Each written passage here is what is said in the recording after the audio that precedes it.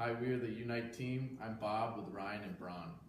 And we were tasked with interviewing an entrepreneur to get a better understanding of how they run their small business, some of the challenges they face, and some of their success stories. And luckily enough, we were able to find an entrepreneur that was very close to myself, my father, Alan Kruss, who owns a small business in Toronto, Ontario. So a little bit about my dad, Alan. He was born and raised in South Africa in Cape Town. He did primary, high school, and went to college there. Got a degree in business, and then started to work in the corporate world beginning in South Africa, but then decided, along with my mom at the time, to move to London, England, where he pursued another business opportunity there, and again was working in the corporate world. So he did that for a couple of years, and then both my parents decided it was time to kind of travel around and find a destination to start a family, and also pursue the best business opportunity for them. So they traveled the world and ended up in Toronto, Ontario, roughly 28 years ago, where again my dad was working in a corporate structure, mainly as a CFO and controller.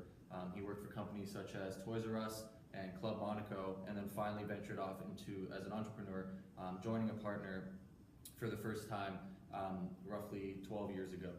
Then as he was working there, he was actually restructured out of that deal, and that was the first hardship that he faced as an entrepreneur, and then began his own business as a small financial services, as he has a CPA and CA background. He began working with over time in providing financial services to a small clientele base, and working to grow that clientele base over a long period of time. And eventually in 2010, he joined an amalgamation with his new partner and current partner, Peter Freeman, who had his own insurance business, and that's where they are today. So a little bit more about Freeman, Kruss & Associates. We'll give a little overview of the company, and then we'll get into the industry as well. So as Ryan mentioned, it's based in Toronto. It's an incorporated business within the financial services sector. They provide financial services, personalized financial services to both either small business owners or high-level executives or medical professionals.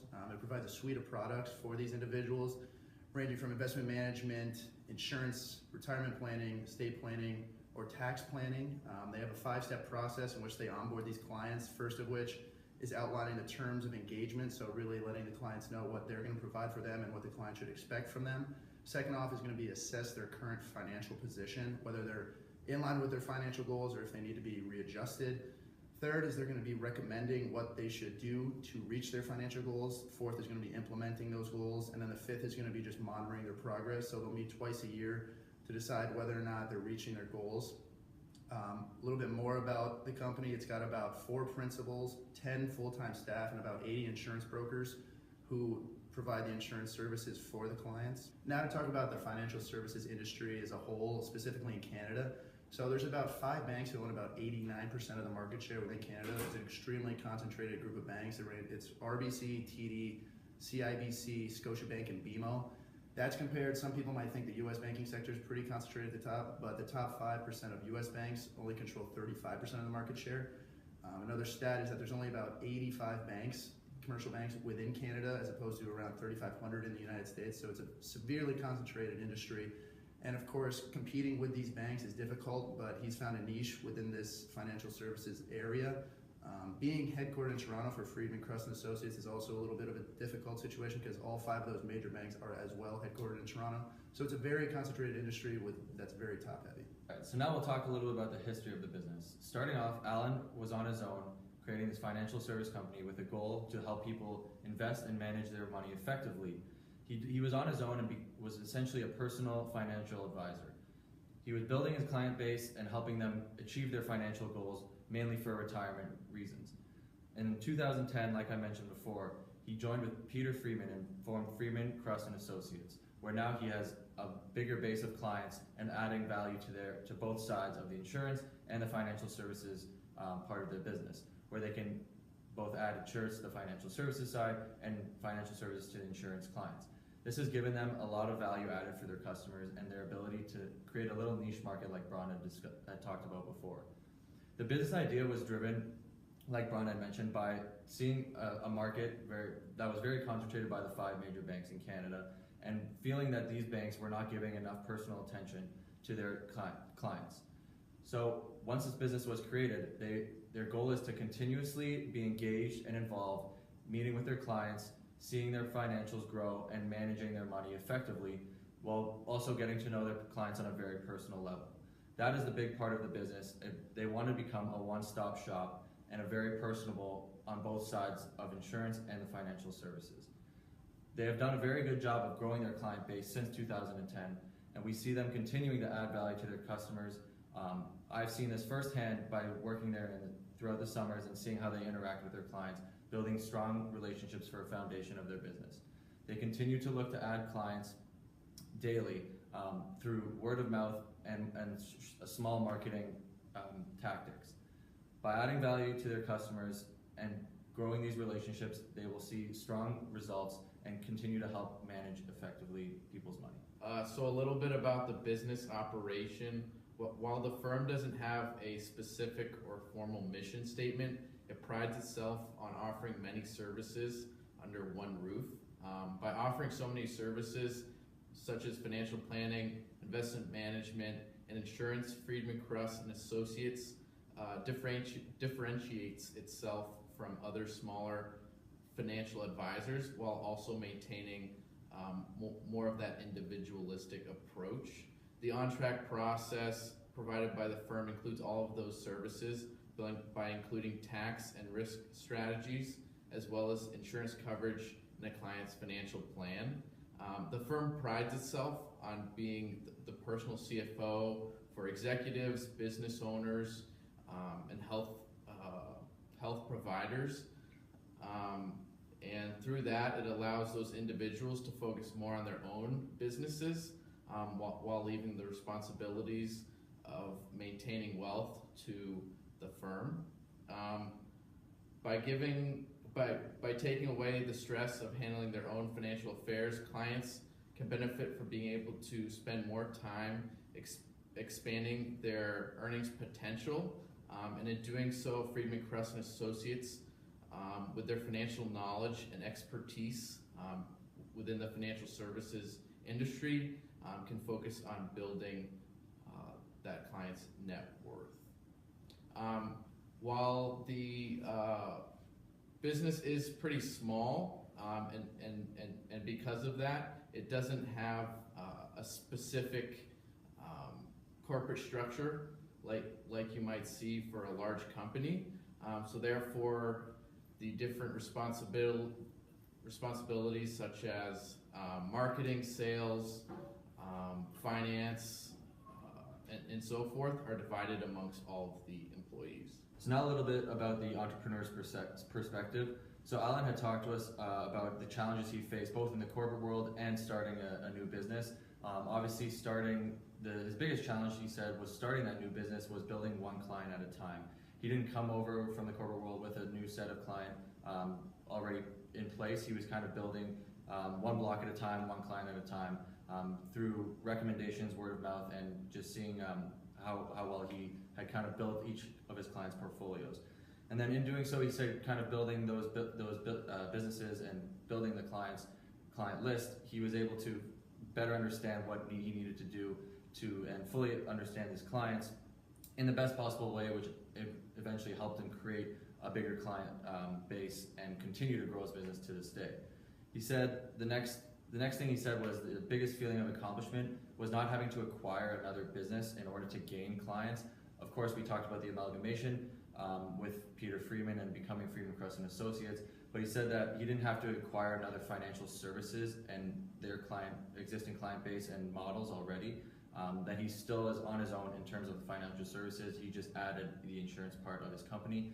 So he feels very accomplished in that sense, that he's built a pretty good client base from purely his financial services part of his business.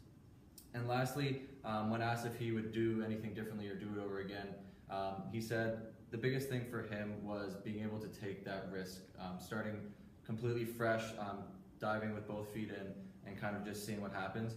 He said obviously it was very kind of scary at the time to do that, but when your back's up against the wall and you have no choice but to make it work, that you find a way to make it work, and that's what he's done thus far. So in regards to strengths and weaknesses, as kind of mentioned previously, probably the most two important strengths for Friedman, Kruss and Associates are their service that they show for their clients, and then also their knowledge of financial services. So one of the pros to being a smaller firm is that they get to be a little bit more closely acquainted with their clients. Whereas if you were to utilize a larger bank to handle your money, you might not be able to remain in contact as much with your financial advisor or even an associate. And then also their knowledge of the financial services. All of the principals have a history of background in the field of financial services, so that helps them better invest their clients' money. And then in regards to weaknesses, so while size might be a plus, it's also kind of a negative in regards to marketing and acquiring clients. So those big 5 banks in Canada all have their own brand and can utilize that brand to acquire clients from across the country, while a smaller firm like Friedman, Kruss and Associates has to kind of pull from within a certain geographic location pretty close to its headquarters there in Toronto. So now into some opportunities and threats. The biggest opportunity Friedman, Kruss and Associates sees moving into the future is just the sheer size of their target market increasing. So there's a lot of these baby boomers are entering retirement age. They're going to need estate planning, retirement services, tax services to help them throughout their retirement. So this influx into their target market is really going to help drive revenues moving forward. One of the biggest threats is going to be their inability to invest heavily in technology. So a lot of these larger banks are putting in millions and millions of dollars into technological services for their clients to make things easier for them. However, being a smaller firm, they lack the ability to be able to give that much money towards technology. So if their clients begin into the future, start wanting more technological offerings, Friedman, Kruss and Associates might end up losing some clients to some of these larger banks. So the analysis of our entrepreneur, we found that Alan displayed some of the main characteristics needed to become a successful entrepreneur, mainly being a team player, the need to achieve, intelligence, confidence, and willingness to take risks. Through his stories, his background, and history of the business, we can kind of see those things play out. And again, obviously me personally knowing Alan, I can kind of attest to those areas of his personality.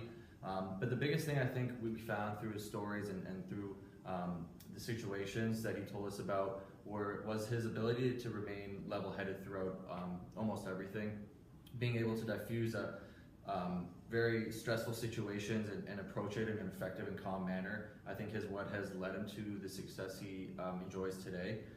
As he had obviously, again, like he mentioned, been through some difficult times and a lot of challenges and obstacles, but remained calm and always had a plan on how to kind of attack it and get over that hump, so to speak, and get to where he is today. We also believe that the business itself correlates well with other entrepreneurial businesses, as they always are looking to grow, and customer satisfaction is very key for them. One area that they might be able to kind of work on, where other entrepreneurs see a lot of expenses go, is advertising.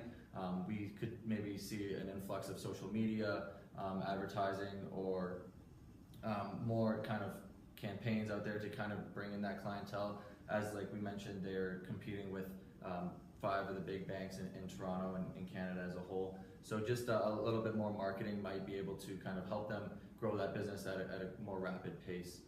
But overall, I think as an entrepreneur, we see Alan again demonstrate some of those characteristics that are needed, and we believe that, you know, like he mentioned to us, taking the risk to become a small business owner was one that was pretty scary, and you know, you're 100% accountable for yourself and for your success. But like I mentioned before, and like he kept mentioning to us, is when your back's up against the wall and it's all on you to be successful, you're really going to do everything you can to do that, and that's what he's done. And I think that's what really at the end of the day makes a great entrepreneur. So we think that him and his business have been successful today, and hope to continue their success in the future.